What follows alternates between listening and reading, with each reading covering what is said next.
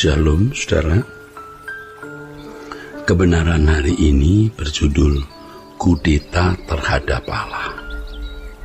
Kita belajar dari sejarah gereja, kenyataan adanya gereja-gereja yang menyimpang dari kebenaran, tetapi masih bisa berusia ribuan tahun. Mereka benar-benar tidak mengajarkan kebenaran Alkitab, bahkan melarang umat untuk membaca Alkitab, sehingga Alkitab tidak digandakan. Pada waktu itu Alkitab hanya dapat dibaca dan dimiliki oleh segelintir orang saja. Nah, timbul pertanyaan, di mana Allah pada waktu itu? Mengapa Allah berdiam diri? Tidak sanggupkah Allah mengembalikan gerejanya di jalan yang benar? Tentu saja Allah adalah Allah yang hidup, Allah Maha Hadir. Sebenarnya Allah tidak berdiam diri dan Allah sanggup mengembalikan gerejanya pada jalur yang benar. Tetapi Allah memiliki tatanan. Allah tidak bertindak sendiri. Allah mencari orang-orang yang dapat menjadi alat di dalam tangannya untuk mengembalikan gereja di jalur yang benar. Dalam hal ini kita dapat menemukan bahwa Allah selalu memakai manusia untuk melakukan kehendaknya.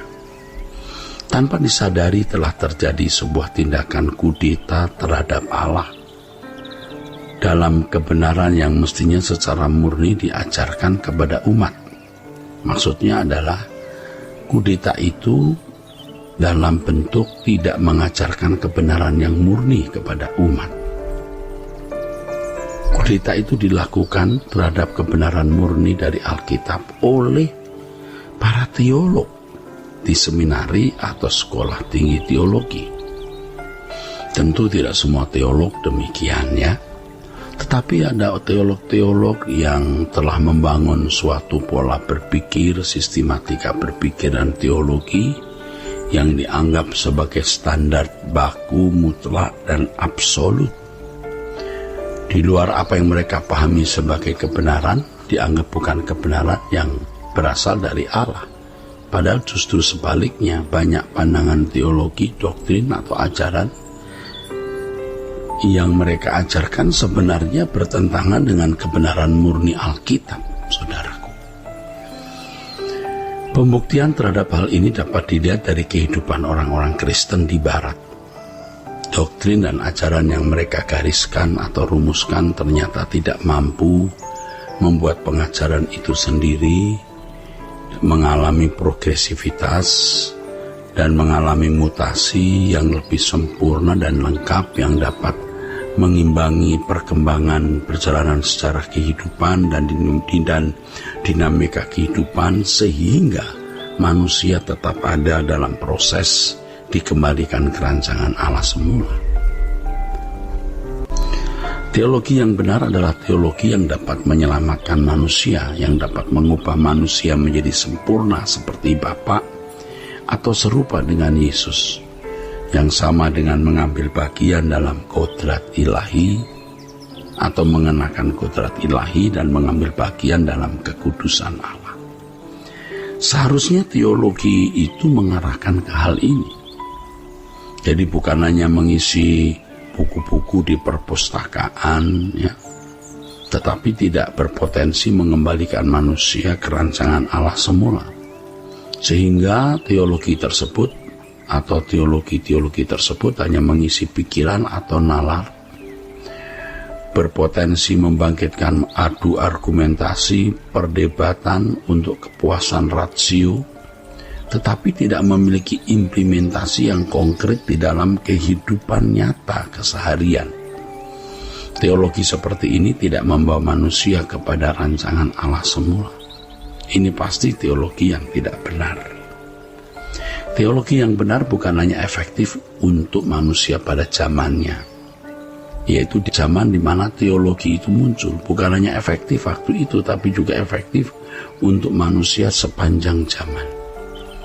Oleh sebab Oleh sebab zaman selalu berubah, maka teologi yang benar adalah teologi yang bisa mengalami sebuah progresivitas. Ini bukan berarti teologi tersebut tidak berintegritas, tapi memang oleh karena kita hidup dalam dunia yang selalu berubah, dunia yang berdinamika, maka teologi juga harus mengalami sebuah dinamika, mengalami sebuah proses perubahan untuk menuju kesempurnaan yang mengimbangi dinamika hidup atau perkembangan zaman. Dan Roh Kudus sendiri juga dengan dinamis akan menyertai kehidupan orang percaya. Nah, disinilah keunikan kebenaran Alkitab yang memiliki dinamisitas dan fleksibilitas yang tinggi tanpa merusak esensi atau substansi kebenaran yang termuat di dalamnya. Oleh sebab itu kita harus bersikap kritis, selektif dan antisipatif terhadap segala ajaran yang selama ini sudah dianggap benar. Kita membutuhkan Roh Kudus untuk membuka pikiran guna menangkap pesan-pesan Allah pada zaman kita hari ini, sesuai dengan kebutuhan orang percaya pada zaman ini, dengan segala persoalan dan pergumulannya. Ini bukan tindakan mengkhianati para teolog dan keputusan konsili di masa lalu, tetapi melengkapi apa yang mereka telah gagas dan temukan pada zamannya, yang memang sangat efektif pada zaman itu. Alkitab belum berhenti dieksplorasi dan kebenarannya belum kering juga. Memang tidak akan pernah kering, karena Alkitab merupakan sumber kebenaran yang tidak akan pernah habis. Jadi kalau kita melihat orang-orang yang hanya melestarikan ajaran teolog masa lalu, ia tidak akan bisa menghadapi dunia kita yang sudah menjadi makin rusak seperti ini. Saya ulangi, hidup manusia itu berubah dan berdinamika, maka kita juga harus mengikuti dinamika hidup ini dalam pimpinan Roh Kudus untuk menemukan kebenaran-kebenaran baru yang berpotensi mengubah hidup kita dan memberi kemampuan kita mengimbangi dunia kita yang semakin jahat. Iblis itu berpengalaman, saudaraku. Dia memiliki pengalaman panjang dan tahu bagaimana menghancurkan pekerjaan Allah di lingkungan gereja. Oknum ini nekat, saudaraku, berani kok melawan Allah. Dengan kecerdikannya dia bisa menggunakan orang-orang tertentu, bahkan para teolog dan rohaniwan, untuk membuat orang-orang Kristen tidak bertumbuh dalam kekristenan yang benar, mengajarkan doktrin dan ajaran yang kelihatannya benar, telah eksis dari zaman dulu, dan mereka anggap bahwa yang eksis dari zaman dulu pasti itu yang paling benar untuk zaman kita hari ini. Padahal hari ini Allah sedang berbicara dan Allah sedang menyampaikan pesan-pesannya yang aktual untuk dunia kita yang berdinamika ini. Nah, banyak teolog-teolog yang hanya melestarikan teologi masa lalu dan memusuhi kebenaran yang Allah berikan pada zaman ini. Nah, ini hal yang harus saudara-saudara sadari agar tidak ikut terbawa pada ketidaktepatan itu. Iblis berusaha supaya orang Kristen tidak mengerti kebenaran yang sejati untuk zamannya. Saudaraku, kiranya apa yang kita dengar ini memberkati saudara-saudara sekalian. Sola Gracia.